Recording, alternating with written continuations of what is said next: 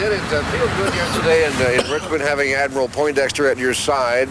And if you are elected, as it certainly seems possible now, would you regard that as a vindication of everything that went down in Iran-Contra? I think it's a vindication of the hardworking people of Virginia who want somebody who represents them and not Bill Clinton. I'm not going to be Bill Clinton's lapdog, and I think that's one of the reasons I'm going to be their senator. That's what I'm looking for, is the vindication of the hardworking, God-fearing, law-abiding taxpayers of Virginia. They need vindication for this administration in town. We all know you're planning on serving 2 terms in the Senate. If the people Total of 12 years.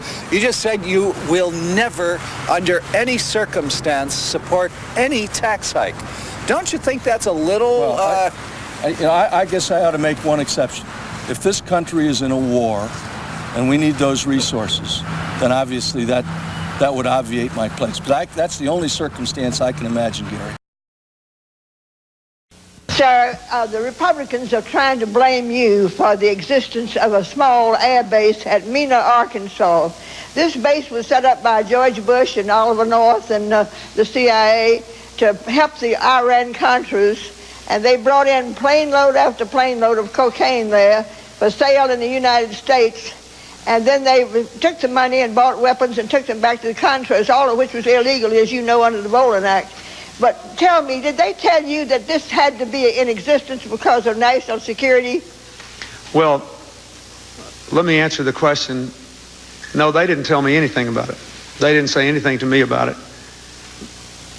The airport in question and all the events in question were the subject of state and federal inquiries. It was primarily a matter for federal jurisdiction. The state really had next to nothing to do with it.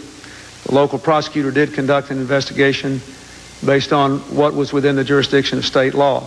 The rest of it was under jurisdiction of the United States attorneys who were appointed successively by previous administrations. We had nothing, zero, to do with it, and everybody who's ever looked into it knows that.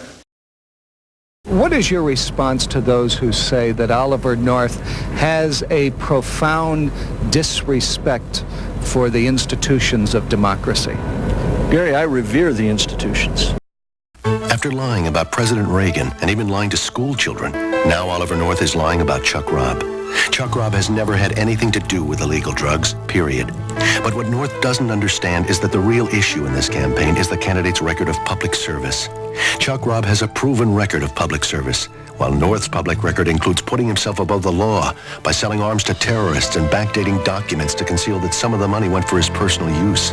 Oliver North, people are starting to wonder if he knows what the truth is. I'm the National Rifle Association of America, and I'm freedom's safest place.